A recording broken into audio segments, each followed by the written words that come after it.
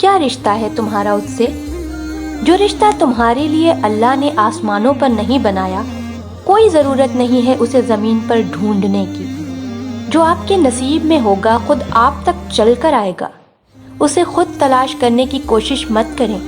جو چیز آپ کی ہے وہ آپ کو ہی ملے گی، دنیا کی کوئی بھی طاقت اسے آپ سے چھین نہیں سکتی، اور جو آپ کی نہیں ہے ساری دنیا بھی مل جائے اسے آپ کا نصیب نہیں بنا سکتی۔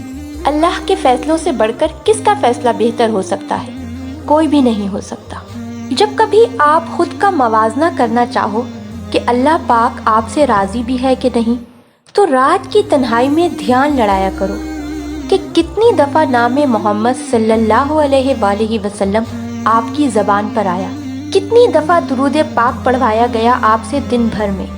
وہ جو رب العزت ہے نا، کبھی کسی غیر یا ایسے انسان کی زبان پر اپنے محبوب کا نام آنے نہیں دیتا جس سے وہ ناراض ہو۔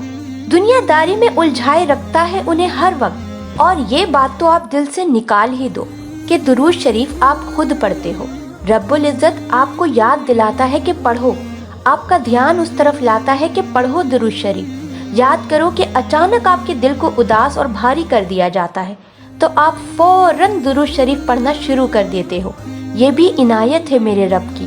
میرا یقین ہے کہ خدا سے مانگتے ہوئے ہمیشہ اپنی اوقات بھول کر محض اس کا اختیار ذہن میں رکھتے ہوئے دعا مانگی جائے کہ ہماری سوچ، اوقات، خیال اور ارادہ ایک مخصوص حد تک جا کر رک جاتے ہیں، مگر اس کا اختیار اس کی رحمت کی طرح لامحدود ہے، اور اس کی رحمت خلق سے اس کے پیار کی مانند بے حساب ہے۔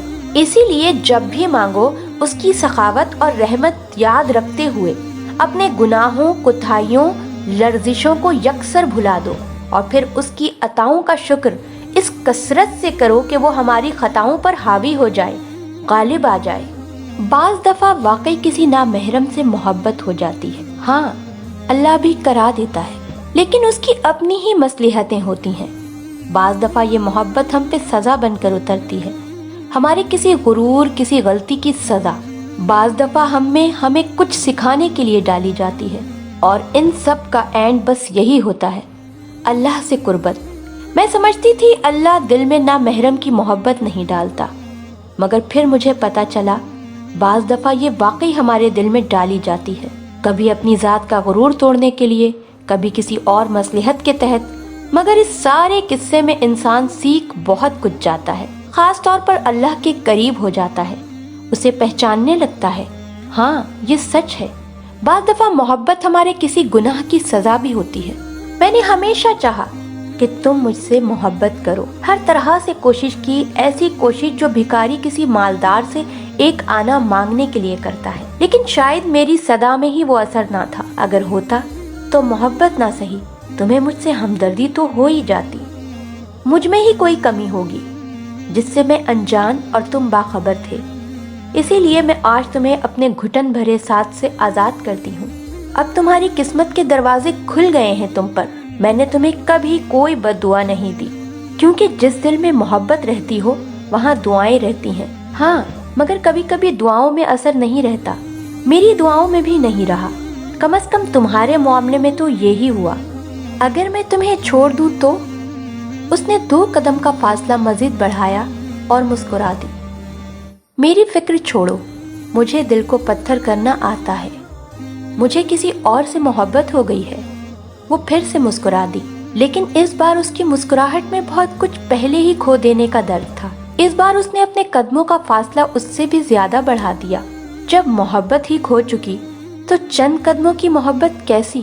تو کیا تم مجھے خوشی خوشی اپنی محبت سے آزاد کر سکتی ہو؟ وہ پتھر کی طرح بے رحم ہوا تھا۔ پل بھر کو اس نے آخری بار اپنی محبت کی طرف دیکھا۔ محبت کی آنکھوں میں آنسو تھے، دامن چھڑانے سے انکاری تھی۔ چند پل وہ دیکھتی رہی، اس نے محبت کا ہاتھ چھوڑ دیا، اپنے ہاتھ سے محبت کی پہلی اور آخری نشانی اتار کر اس کے ہاتھ پر رکھی۔ میری محبت اسی دن مر گئی تھی جس دن محبت کے درمیان کوئی تیسرا آیا تھا۔ محبت 2 سے شروع ہو کر 2 پہ ختم ہوتی ہے۔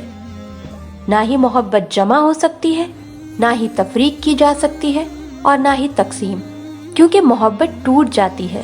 جو شخص کسی ایک کا ہونا نہیں جانتا وہ میرا کبھی ہو ہی نہیں سکتا۔ اس کے لفظ بھی پتھر ہو چکے تھے۔ اس کی طرح وہ اپنی محبت کو چھوڑ گئی، لیکن وہ ابھی بھی وہیں ٹھہرا ہے، کیونکہ اسے کسی ایک کا ہونا ہی نہیں تھا۔